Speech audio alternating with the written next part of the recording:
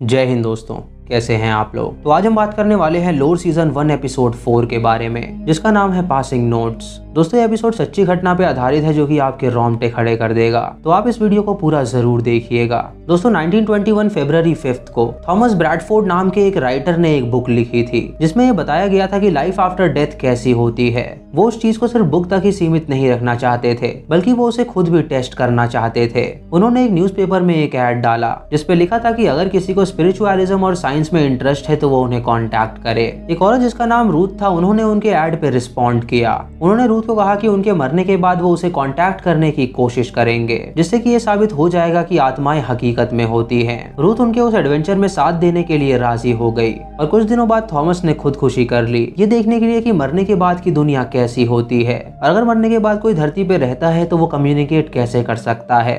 कुछ दिनों बाद रिपोर्टर्स रूथ के पास आए और उससे पूछा कि क्या थॉमस ने उसे कांटेक्ट करने की कोशिश करी थी। तो रूथ का जवाब था कि उसने थॉमस की आत्मा से बात भी करी है। उसके इस बयान से सभी लोग हैरान हो गए और मानने लगे कि आत्माएं सच में होती हैं। दोस्तों सन 1843 में रेवरेंड फिलिप्स नाम के एक आदमी थे, जिन्होंने हाल ही में अपनी बीवी एलिजाबेथ को खो दिया था। वो एलिजाबेथ से बहुत ही ज्यादा प्यार करते थे और उसके जाने के बाद वो बहुत ही मायूस से रहने लगे थे। दोस्तों उस जमाने में लोग मुर्दों से कांटेक्ट करने के लिए बहुत सारे मेथड्स का इस्तेमाल करते थे, जिसमें से एक मेथड था सियांस, जो कि बहुत ही ज्यादा प्रचलित था। इस मेथड को परफॉर्म करने के लिए कमरे में अंधेरा कर दिया जाता था और फिर एक टेबल पे बैठ के सभी लोग एक दूसरे का हाथ पकड़ लिया करते थे और टेबल पे कैंडल जला के वो उस आत्मा के लिए प्रे किया करते थे। वो आत्मा से पूछते थे क्या वो वहाँ पे मौजूद है, और अगर वहाँ पे कोई प्रतिक्रिया होती थी तो वो समझ जाते थे कि वहाँ पे कोई आत्मा है। दोस्तों रेवरेंड फिलिप अपनी बीवी की मौत से मूव ऑन करना चाहते थे, इसीलिए उन्होंने 2 साल बाद दूसरी शादी कर ली और वो लड़की उनसे बहुत ही ज्यादा यंग थी, लेकिन वो विडो थी। रेवरेंड सारा के बच्चों के स्टेप फादर बने और उसके बाद वो अपनी नई फैमिली को लेके एक बड़े से घर में शिफ्ट हो गए जो कि कनेक्टिकट में था। लेकिन दोस्तों फिलिप्स के मन में अभी भी उसकी पहली बीवी एलिजाबेथ ही थी। वो हर रात को उसके ग्रेव के पास जाते थे उसे याद करने के लिए। उनके मन में हमेशा ये डिजायर आता था कि वो अपनी बीवी से बात कर सकें। मार्च सन 1850 में रेवरेंड जब अपनी फैमिली के साथ अपने घर लौटे तो उन्होंने अपने घर के सारे सामानों को बिखरा हुआ देखा। ये देख के वो घबरा गए और उन्हें लगा कि शायद कोई चोर आया होगा जो कि चोरी करके गया होगा। लेकिन जब उनकी बीवी ने अपने गहने देखे तो वो बिल्कुल सही सलामत थे। ये देख के वो हैरान हो गए और उन्हें पता चला कि ये किसी चोर का काम नहीं है। जब वो अपने बेडरूम में गए तो उन्हें वहाँ पे अपनी बीवी के कपड़े दिखे जो कि वो अक्सर सोते हुए पहना करती थी, और वहाँ पे गाजर से हाथ भी बने थे और वहाँ पे सर भी था। ये देख के वो हैरान हो गए और उन्हें लगा कि शायद ये किसी का मजाक है। उनकी बेटी ने उनसे पूछा कि आखिर ये उनके साथ कौन कर सकता है, तो रेवरेंड ने उससे कहा कि उसकी फैमिली बिल्कुल सही सलामत है, अगर किसी ने भी ये मजाक किया है तो कोई बात नहीं। कुछ देर बाद शाम को उनकी फैमिली इवनिंग प्रेयर्स के लिए चर्च जा रही थी, तो रेवरेंड ने सबसे कहा कि वो यहीं पे इंतजार करेंगे और देखेंगे कि आखिर कौन उनके घर में दाखिल होता है और ये मजाक करता है। अगर वो बंदा उन्हें मिल गया तो वो उसे पकड़ लेंगे और उसे सजा देंगे। ये सुन के उनकी बीवी अपने बच्चों को लेकर चर्च चली जाती है और रेवरेंड गेट बंद करके अपनी पिस्तौल को तैयार करते हैं ताकि अगर वहाँ पे कोई आया तो वो उसे शूट कर सके। तभी रेवरेंड को उनके छत से क्रैकिंग की आवाज आती है, लेकिन जब वो वहाँ पे जाते हैं तो देखते हैं कि वहाँ पे कोई भी नहीं है। तभी वो एक रूम खोलते हैं और वहाँ पे कई सारे कपड़ों को देखते हैं जो कि हवा में लेविटेट कर रहे थे। उन्हें लगता है कि शायद वो लोग कोई आदमी हैं, लेकिन जब वो एक कपड़े को छूते हैं तो वो कपड़ा अपने आप नीचे गिर जाता है, जिससे वो काफी डर जाते हैं और सोचते हैं कि आखिर यहाँ पे हो क्या रहा है। दोस्तों रेवरेंड को लगा कि शायद गलती से उन्होंने किसी स्पिरिट को इनवाइट कर दिया है, जिससे कि वो उनके घर में आ गई है और उन्हें परेशान कर रही है। एक हफ्ते बाद डॉक्टर आइजैक रेवरेंड के घर में आते हैं और उन दोनों ने ही स्पिरिचुअलिज्म और साइंस के बारे में सुना था। डॉक्टर आइजैक रेवरेंड को बताते हैं कि उनका बेटा यूनिवर्सिटी में प्रमोट हो गया है और अब वो एक प्रोफेसर बन गया है जो कि बच्चों को पढ़ाता है। ये सुन के रेवरेंड बहुत खुश होते हैं और उससे कहते हैं कि एलिजाबेथ की मौत के बाद वो वहीं पे चला गया था और उसे अपने बेटे पे बहुत ही ज्यादा गर्व है। रेवरेंड डॉक्टर को सुपरनैचुरल इंसिडेंट के बारे में बताते हैं और उनसे कहते हैं कि उन्हें लगता है कि उन्हें एक साइंस परफॉर्म करना चाहिए। दोस्तों उन्हें लग रहा था कि शायद उनकी बीवी की स्पिरिट उन्हें परेशान कर रही है, इसीलिए वो साइंस के जरिए एक बार अपनी बीवी से बात करना चाहते थे।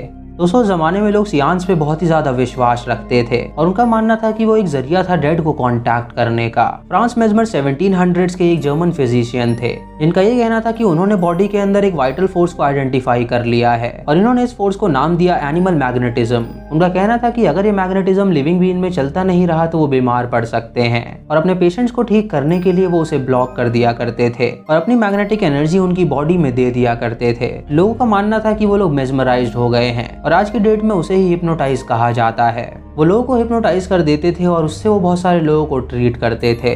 दोस्तों रेवरेंट को बस अपनी बीवी की एक आवाज सुननी थी और इसीलिए वो सभी की लाइफ को रिस्क करने के लिए तैयार थे।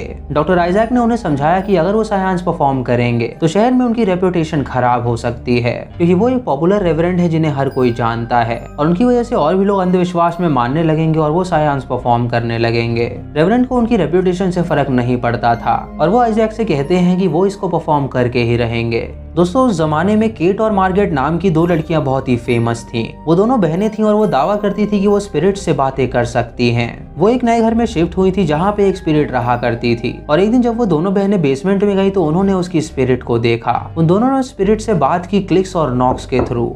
रात को रेवरेंट और आइजैक एक सियांस परफॉर्म करने के लिए बैठते हैं। वो टेबल पे कैंडल जला देते हैं और एक दूसरे का हाथ पकड़ते हैं। उसके बाद रेवरेंट कहता है कि अगर वहाँ पे कोई स्पिरिट है तो वो उन्हें शो करे, लेकिन वहाँ पे कोई भी आवाज नहीं होती है।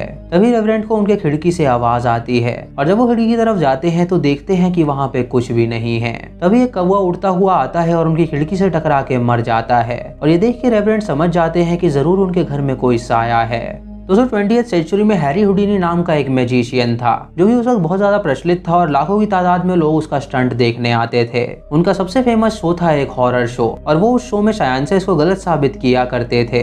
हुडिनी ने 1913 में अपनी माँ सिसिलिया को खो दिया था और वो उनसे बहुत ही ज्यादा करीब थे और उन्हें बहुत ही ज्यादा याद करते थे। जब उन्होंने अपनी माँ से बात करने के लिए एक साइंस परफॉर्म किया तो वहाँ जो स्पिरिट उनसे बात करने आई वो इंग्लिश में बात कर रही थी। ये सुनकर वो समझ गए कि वो सब फेक है, क्योंकि उनकी माँ को जर्मन ही आती थी और वो इंग्लिश नहीं जानती थी। हुडिनी की मौत के बाद उनकी बीवी ने भी कई सालों तक साइंस परफॉर्म किया ताकि वो हुडिनी से बात कर पाए, लेकिन 10 साल बाद साइंस परफॉर्म करने के बाद उन्होंने एक कंक्लूजन निकाला। उन्होंने दुनिया को बताया कि हुडिनी की स्पिरिट ने उन्हें कभी जवाब नहीं दिया, जिससे कि ये साबित होता है कि सारे साइंस एकदम झूठे होते हैं। हुडिनी के एक दोस्त थे सर आर्थर कॉनन डॉयल और ये वही आदमी थे जिन्होंने शर्लॉक होम्स को बनाया था। उनका साइंस में बहुत ज्यादा बिलीव था और वो कहते थे कि स्पिरिट सच में होती हैं। डोयल ने फॉक्स सिस्टर के बारे में बहुत ही ज्यादा पढ़ा था और उन्हें लगता था कि शायद वो सच में ही स्पिरिट से बात कर सकती हैं। एक दिन डोयल एक साइकिक के पास गए थे और वहाँ पे उनके साथ फोटो खिंचाई थी और जब वो फोटो निकल के आई तो उनके पीछे एक आत्मा खड़ी हुई दिखाई दे रही थी। डोयल का कहना था कि वो उनके बेटे का घोस्ट है जो कि वर्ल्ड वॉर 1 में मारा गया था। एक दिन रेवरेंट जब अपने घर में किताब पढ़ रहे थे तो वहाँ पे अचानक एक पन्ना उड़ते हुए उनके पास आया जिसमें ये लिखा था कि वो घर छोड़ के कब जा रहे हैं। रेवरेंट को लगा कि शायद उनका छोटा बेटा उनके साथ मजाक कर रहा है, क्योंकि वो उनका स्टेप सन था और वो उनसे बहुत ही चिढ़ा करता था। वो अपने बेटे को इसके लिए डांटते हैं, लेकिन वो उससे कहता है कि उसने ऐसा नहीं किया। तभी वहाँ मौजूद स्पिरिट उसके बेटे को धक्का दे देती है, जिसे देख के रेवरेंट बहुत ज्यादा हैरान हो जाते हैं। कुछ देर बाद रेवरेंट का भाई और उनका बेटा उनके घर में आते हैं और उनसे कहते हैं कि उनके साइंस परफॉर्म वाली बात की वजह से उनकी बहुत ही बदनामी हो रही है। यहाँ पे कोई स्पिरिट नहीं रहती, वो बस सिर्फ उनका वहम है। रेवरेंट उनसे कहते हैं कि उन्हें पता है कि उन्हें क्या करना है। रात को रेवरेंट जब अपने रूम में होते हैं तो उनके पास एक पर्चा उड़ के आता है जिसपे ये लिखा होता है कि बहुत जल्दी वो लोग ये घर छोड़ के चले जाएंगे। तभी एक पर्दा अचानक उसकी बीवी का गला दबाने लगता है, जिससे कि वो बहुत जोर की चिल्लाती है और वो सभी वहाँ पे आके उस पर्दे को हटाते हैं। रेवरेंट का बेटा उन्हें एक बक्से में मिलता है जो कि बाहर से लॉक्ड था और ये देख के वो लोग समझ जाते हैं कि जरूर यहाँ पे किसी की स्पिरिट है। रेवरेंट का भाई उनसे कहता है कि सालों पहले यहाँ पे एक विच को फांसी लगा दी गई थी और उसे लगता है कि शायद ये वही विच है जो कि यहाँ पे रहती है। 17वीं सेंचुरी में बहुत सारी वुमेन्स को जिंदा जला दिया जाता था क्योंकि लोगों को लगता था कि शायद वो कोई विच हैं। उस जमाने में जो भी औरत इंडिपेंडेंट होती थी लोग उसे देख के बहुत ही जलते थे और वो उसे विच साबित करके उसे जिंदा जला दिया करते थे। जूडी बैसेट नाम की एक लड़की थी जो कि कनेक्टिकट में रहा करती थी और वो एक इंडिपेंडेंट वुमेन थी जो कि अपने हक के लिए लड़ती थी, लेकिन सोसाइटी उसे अच्छा नहीं मानती थी और वो लोग उसे हमेशा क्रिटिसाइज किया करते थे। वो लोग उसे विच मानने लगे थे और उसे एक अंधेरे रूम में बंद कर दिया था और कुछ दिनों बाद उन्होंने उसे फांसी दे दी, जिससे उसकी मौत हो गई। जहाँ पे उसे फांसी दी गई थी वहीं पे रेवरेंट का घर था और वहाँ के लोग ये मानने लगे थे कि शायद गुडी बेसेट की आत्मा उन्हें परेशान कर रही है और वो चाहती है कि रेवरेंट और उसका परिवार वो घर छोड़ के चले जाएं। रेवरेंट का बेटा और उसका भाई वहाँ से जाने लगते हैं और वो लोग रेवरेंट से कहते हैं कि वो भी यहाँ से जल्दी निकल जाएं, लेकिन रेवरेंट को लग रहा था कि शायद वो उसकी बीवी एलिजाबेथ की आत्मा है, इसीलिए वो उससे एक बार बात करना चाहते थे। रात को वो एक साइंस परफॉर्म करने के लिए सभी को एकत्रित करते हैं और वो लोग कैंडल जला के एक दूसरे का हाथ पकड़ते हैं और पूछते हैं कि क्या वहाँ पे एलिजाबेथ की आत्मा है। जब वो आत्मा कोई जवाब नहीं देती तो रेवरेंट उससे पूछते हैं कि वो किसकी आत्मा है, तो वो आत्मा 2 बार नॉक करती है, जिससे उन्हें पता चलता है कि वो उसकी बीवी नहीं है। रेवरेंट उससे पूछते हैं कि क्या वो चाहती है कि वो यहाँ से चले जाएं, तो स्पिरिट फिर से 2 बार नॉक करती है, जिससे वो लोग समझ जाते हैं कि वो चाहती है कि वो ये घर छोड़ के चले जाएं। रेवरेंड उससे कहते हैं कि अगर वो नहीं जाएंगे तो वो क्या कर लेगी, और तभी वो आत्मा उन पर प्रभाव करती है जिससे कि वो सभी वहाँ पे खांसने लगते हैं। उसके बाद वो अगरबत्ती बुझा देती है और वो टेबल को उठा के पटक देती है, जिससे कि सभी लोग डर जाते हैं और रेवरेंड उससे कहते हैं कि वो इस घर को अभी छोड़ के जा रहे हैं।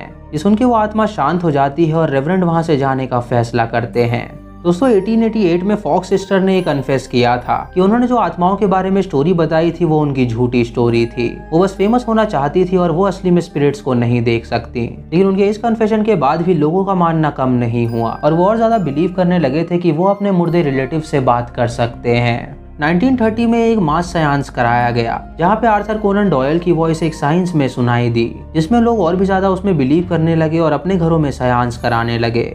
दोस्तों आपका क्या मानना है कि स्पिरिट सच में होती है या नहीं, आप हमें कमेंट सेक्शन में जरूर बताइएगा। दोस्तों इस एपिसोड से हमें जानने को मिला कि इविल शक्तियां सच में होती हैं, लेकिन सेयांस करा के जरूरी नहीं कि आप अपने लव्ड वन से ही बात करें। ये भी हो सकता है कि वहाँ पे कोई और स्पिरिट आ जाए जो कि आपको परेशान करने लगे, जैसा कि रेवरेंड के साथ हुआ।